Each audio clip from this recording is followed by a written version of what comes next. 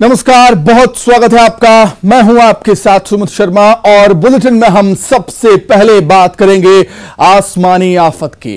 मध्य प्रदेश में फिर भारी बारिश की चेतावनी जारी की है। मौसम विभाग ने ऑरेंज अलर्ट और येलो अलर्ट जारी किया है प्रदेश के अधिकांश जिलों के लिए।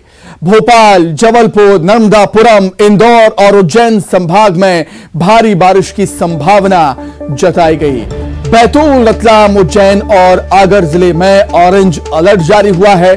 छिंदवाड़ा, सीहोर, हरदा, खंडवा, खरगोन, इंदौर, देवास में भी ऑरेंज अलर्ट जारी किया है मौसम विभाग ने। तो मध्य प्रदेश के अधिकांश जिलों में भारी बारिश की चेतावनी जारी हुई है। अधिकांश हिस्सों में लगातार बारिश का दौर जारी है, जिससे नदी नाले उफान पर हैं। तस्वीरें आप देख सकते हैं हरदा, उज्जैन, शाजापुर की, जहां पर भारी बारिश के चलते पानी पानी हो गया। उज्जैन में बाबा महाकालेश्वर के मंदिर में पानी भर गया है और हरदा में भी आप देख सकते हैं अजनाल नदी का रौद्र रूप देखने को मिल रहा है। लोगों के घरों में पानी घुस रहा है, सड़कें समंदर बन गई हैं। शाजापुर में भी भारी बारिश का दौर लगातार जारी। लोगों का जनजीवन अस्त व्यस्त हो गया है इस आसमानी आफत से।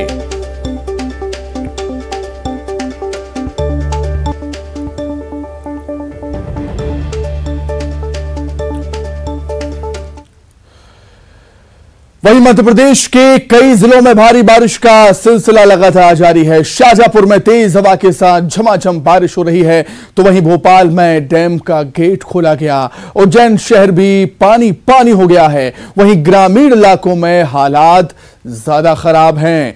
नदी नाले तेज बारिश की वजह से उफान पर आ गए हैं।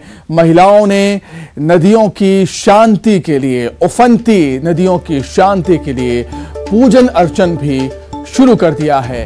क्या कुछ हालात हैं वो इन तस्वीरों के माध्यम से समझिए आप। भोपाल, बुरहानपुर, बैतूल, उज्जैन, शाजापुर, खरगोन में कमोवेश एक से ही हालात हैं। हर तरफ लगातार जोरदार हो रही बारिश के चलते मध्य प्रदेश के जो अधिकांश शहर हैं पानी पानी हो गए हैं।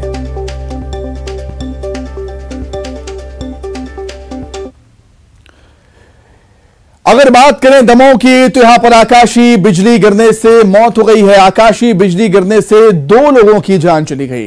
पाली करदी कछार गांव में बिजली गिरने से हादसा हुआ। 6 लोगों को अस्पताल में भर्ती करवाया गया और इलाज के दौरान 2 लोगों की मौत हो गई। प्लांटेशन के काम के दौरान 6 लोगों पर बिजली गिर गई।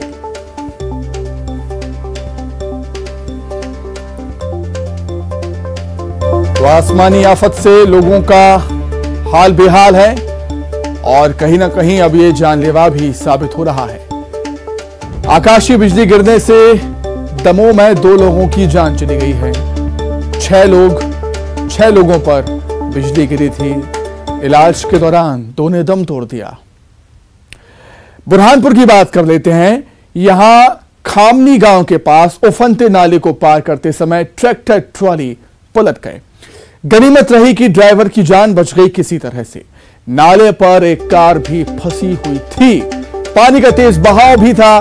बावजूद इसके केले से लदे ट्रैक्टर को ड्राइवर ने पार कराने की कोशिश की,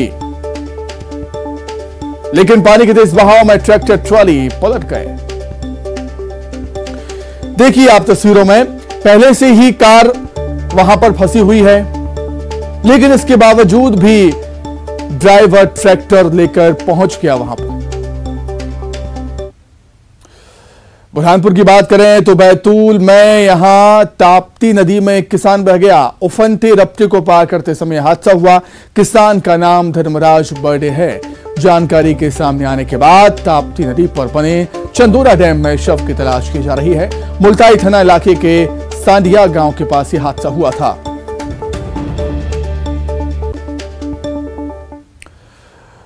उधर शाजापुर में तेज बारिश का दौर लगातार जारी है। तेज हवाओं के साथ यहां पर बारिश हो रही है। मौसम विभाग ने जिले के लिए 24 घंटे का अलर्ट भी जारी कर दिया। बारिश की वजह से नदी नाले यहां पर उफान हैं। लोगों को काफी परेशानियों का सामना करना पड़ रहा है भारी बारिश की वजह से।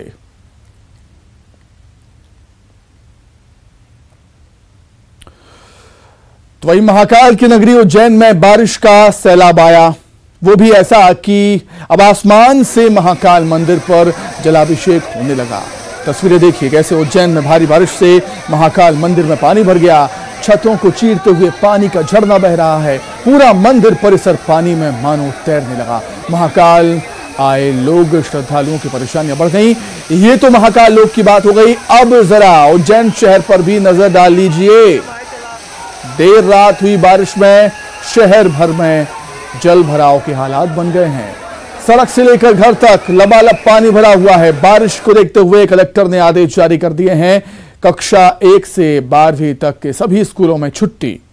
तो वहीं गंभीर नदी का जलस्तर बढ़ने के चलते गंभीर बांध के गेट नंबर 3 को 50 सेंटीमीटर खोल दिया गया। देर रात हुई बारिश के चलते एटलस चौराहा, नई सड़क, दौलतगंज, बहादुरगंज, गढ़पुलिया, नीलगंगा, फ्रीगंज, इंदिरा गांधी चौराहा, नानाखेड़ा, चामुंडा माता मंदिर चौराहा सहित तमाम जगहों पर जलभराव के हालात बने हुए।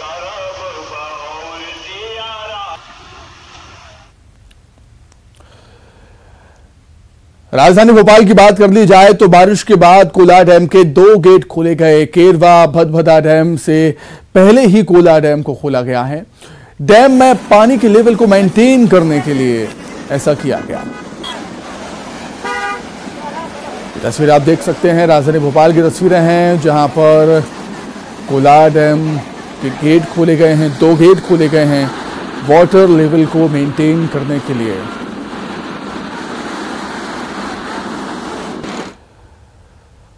वहीं खरगोन जिले में अचानक भारी बारिश के चलते कई गांव जलमग्न हो गए। भारी बारिश से असन गांव ग्राम पंचायत के पोखर गांव में एक छोटी तलाई की पाल टूट गई, जिसने भारी तबाही मचाई। तलाई फूटने से आसपास के खेतों में पानी घुस गया और किसानों की फसल बर्बाद हो गई। बताया जा रहा है कि पोखर में साल 2007 में ग्राम पंचायत ने तलाई बनाई थी, जिसका किसानों और ग्रामीणों ने विरोध किया था। इधर पोखर गांव में तलाई फूटने की विधायक रवि जोशी ने जांच करने की मांग की है।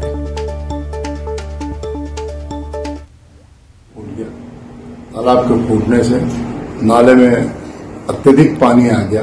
पूरा पानी एक साथ किसानों के खेतों में घुसा और पूरी फसलें जमीन के साथ पूरी फसलें खत्म कर दी उन्होंने।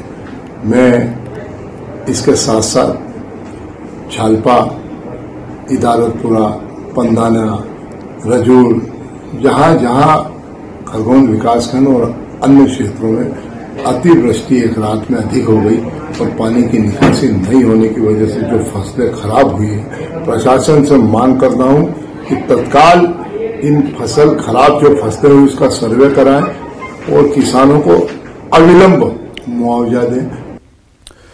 बुरहानपुर जिले में लगातार बारिश के चलते ताप्ती, मोहना, उतावली और अमरावती नदियां उफान पर हैं। नदियों का बैकवाटर गांव में घुसने से कई गांव जलमग्न हो गए। ऐसे में उफनती नदियों की उग्रता को शांत करने और गांव में घुसे पानी को कम करने के लिए ग्रामीण अंचलों में महिलाओं ने नदियों की पूजा भी शुरू कर दी। ग्रामीण अंचलों में बारिश से हालात खराब हैं। नदी नाले उफान पर हैं, जिससे कई गांवों का एक दूसरे से और जिला मुख्यालय से संपर्क टूट चुका है। गांव के जलमग्न होने से जनजीवन अस्त व्यस्त है।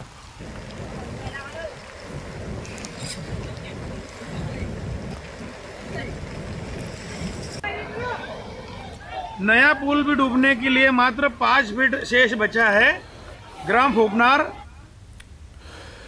चलिए बात कर लेते हैं कुछ सियासी खबरों की। विधानसभा चुनाव को लेकर बीजेपी में बैठकों का दौर लगातार जारी है। चुनाव प्रबंधन समिति के संयोजक नरेंद्र सिंह तोमर के अलावा चुनाव से प्रभारी अश्विनी वैष्णव ने बीजेपी दफ्तर में आला नेताओं के साथ मंथन किया और इस बैठक में प्रदेश प्रभारी मुरलीधर राव भी शामिल हुए। नरेंद्र सिंह तोमर ने केंद्रीय गृह मंत्री अमित शाह के दौरे को लेकर बयान दिया। कहा कि 26 तारीख का दौरा टेंटेटिव है।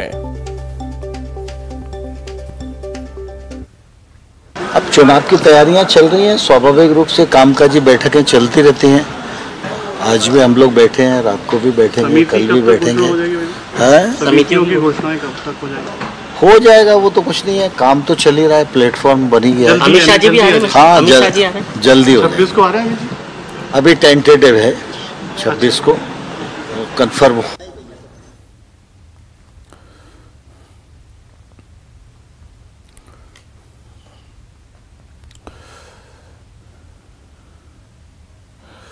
तो फुल एक्शन में है बीजेपी। चुनाव पर बीजेपी ने मंथन किया, तमाम दिग्गज नेता मौजूद थे। केंद्रीय मंत्री नरेंद्र सिंह तोमर की अध्यक्षता में यह बैठक हुई थी। अधिक जानकारी के लिए सीधे हम भोपाल का रुख कर लेते हैं। सहयोगी वासु चौरे हमारे साथ जुड़ गए हैं भोपाल से लाइव। वासु, क्या कुछ लबो-लुआब रहा इस बैठक का? हालांकि चुनाव की रणनीति पर मंथन हुआ है, फिर भी किन किन पहलुओं पर बात हुई? निश्चित तौर पर सुमित, देखिए बेहद महत्वपूर्ण ये बैठक थी बीजेपी दफ्तर में जो बैठक आयोजित हुई, जिसमें बीजेपी चुनाव प्रबंधन समिति के संयोजक नरेंद्र सिंह तोमर, मध्य प्रदेश के सह प्रभारी केंद्रीय मंत्री अश्विनी वैष्णव, बीजेपी प्रदेश अध्यक्ष वी डी शर्मा, हितानंद शर्मा, ये तमाम वरिष्ठ नेता शामिल हुए और आगामी समय में किस तरीके से चुनावों में बीजेपी जाएगी, क्या कुछ मुद्दे होंगे जो जनता के बीच रखे जाएंगे, फ्लैगशिप योजनाओं का किस तरीके से प्रचार प्रसार किया जाएगा, कौन सी ऐसी विधानसभा की सीटें हैं जिन पर खास तौर पर फोकस किया जाना है, जहां पर मजबूती के साथ काम करना है, रणनीति बनानी है, इन तमाम बातों को लेकर जो चर्चा है वो इस पूरी बैठक के दौरान हुई है। और इसके बाद बीजेपी के इन तमाम नेताओं ने बीजेपी का जो पूरा प्रदेश कार्यालय है उसका निरीक्षण भी किया, मुआयना भी किया और आने वाले समय में बीजेपी का जो वॉर रूम बनना है, जो अलग अलग कक्ष और अलग अलग जो डिपार्टमेंट्स बनाए जाएंगे जहां से पूरे चुनाव का संचालन होगा, जो पूरे मध्य प्रदेश का पावर सेंटर बीजेपी का दफ्तर होगा इन चुनावों की अगर बात करें तो वहां पर किस तरीके की व्यवस्थाएं होंगी, सोशल मीडिया टीम के लिए कहां पर कक्ष होगा, IT टीम कहां बैठेगी, रणनीति बनाने वाली टीम कहां पर बैठेगी, प्रबंधन समिति की टीम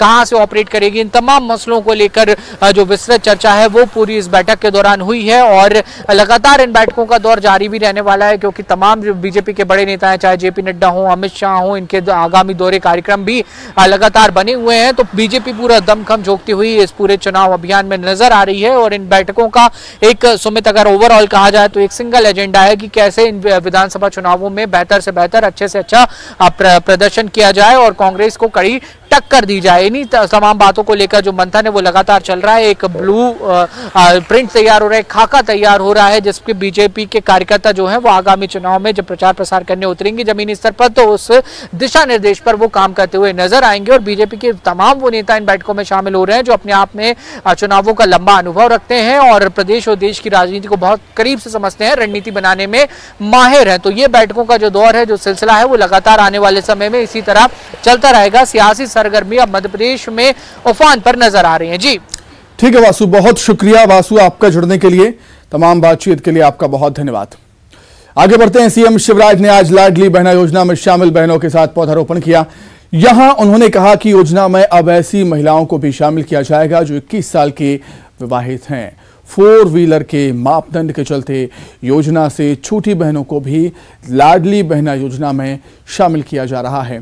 25 जुलाई से इसके आवेदन लिए जाएंगे। सितंबर से योजना में जुड़ने वाली महिलाओं के खातों में राशि डाली जाएगी। उन्होंने कहा कि 10 अगस्त को लाडली बहना योजना के तहत रीवा से तीसरी किस्त डाली जाएगी। वहीं 25 जुलाई से 5 यात्राएं शुरू होंगी जो अलग अलग गांव से मिट्टी लेकर सागर पहुंचेंगे। यहां 12 अगस्त को संत रविदास के मंदिर निर्माण की आधारशिला रखी जाएगी। मैं उन बेटियों को भी सम्मिलित करूंगा जिनकी आयु 21 से लेकर 23 साल की है। 25 तारीख से इनके आवेदन भरे जाने हैं।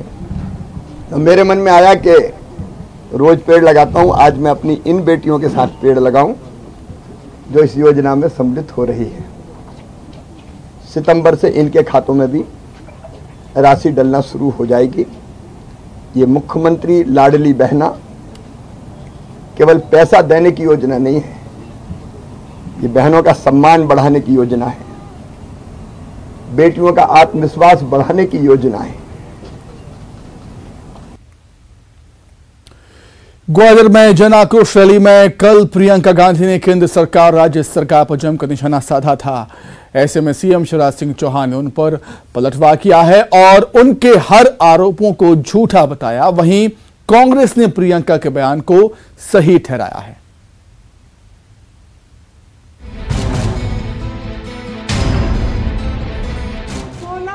प्रियंका गांधी के ग्वालियर में दिए गए बयानों पर सियासत जारी है। प्रियंका गांधी ने बेरोजगारी के मुद्दे के अलावा महंगाई को लेकर सरकार को घेरा था। यही नहीं, किसानों की आय को लेकर भी सवाल उठाए थे। उनके इस बयान पर सीएम शिवराज ने पलटवार किया। सीएम शिवराज ने प्रियंका गांधी पर झूठ परोसने का आरोप लगाया और कहा कि एमपी में एक साल में 55,000 नौकरियां दी गई हैं। मुख्यमंत्री ने सीखो कमाओ, लाडली लक्ष्मी जैसी योजनाओं का जिक्र किया। साथ ही आरोप लगाया कि कांग्रेस हर काम पर सवाल उठाती है। अब उन्हें कितने झूठ बोले कि 3 साल में 27 नौकरी थी। अब आप लोग गवाह हैं। 55,000 सरकारी नौकरियों में भर्ती में इसी साल कर चुका हूं। अब ये भर्ती होती तो भी कांग्रेस के मित्रों को तकलीफ होती कि भर्ती क्यों हो रहे हैं। कई तरह के सवाल भर्तियों पर उठाते रहते हैं। सरकारी नौकरियों में भी भर्ती, स्वरोजगार के माध्यम से भी रोजगार, और अब मुख्यमंत्री सीखो कमाओ योजना आ रही है। वो कहती है कि 27 रुपया रोज केवल किसान की आमदनी है। मैं कहना चाहता हूं कि 6,000 प्रधानमंत्री और 6,000 अब मैं सीधे दे रहा हूं किसानों के खाते में। इतना झूठ तो ना बोलो कि पचे ही नहीं कहीं। उधर कांग्रेस ने प्रियंका गांधी के बयान का बचाव किया। साथ ही बेरोजगारी और किसानों की आय को लेकर प्रियंका के बयान को सही ठहराया। मुख्यमंत्री जी, झूठ तो आपने परोसा प्रधानमंत्री जी के सम्मुख कि किसानों की आमदनी दोगुनी हो गई।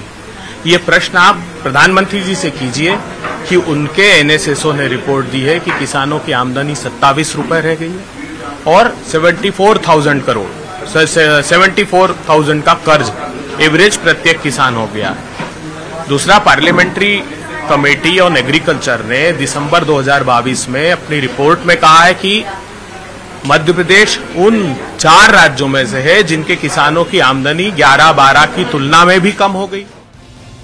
मध्य प्रदेश में विधानसभा चुनाव की तारीखों का भले ऐलान ना हुआ हो, लेकिन नेताओं के दौरे शुरू हो चुके हैं और बयानों के तीर भी खूब चल रहे हैं। ऐसे में आरोप प्रत्यारोप का दौर भी चल निकला है।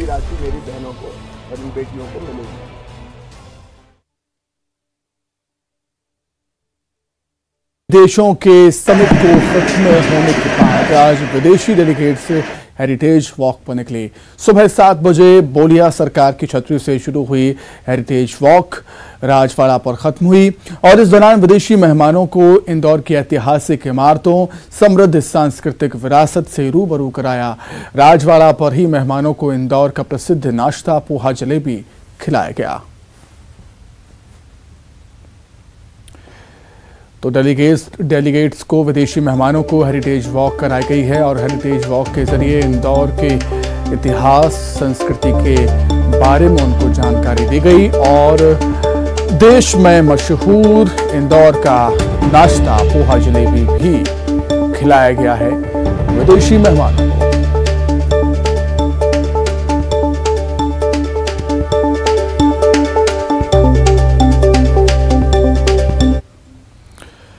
आइए अब देखेंगे 25 सेकंड में खबरें।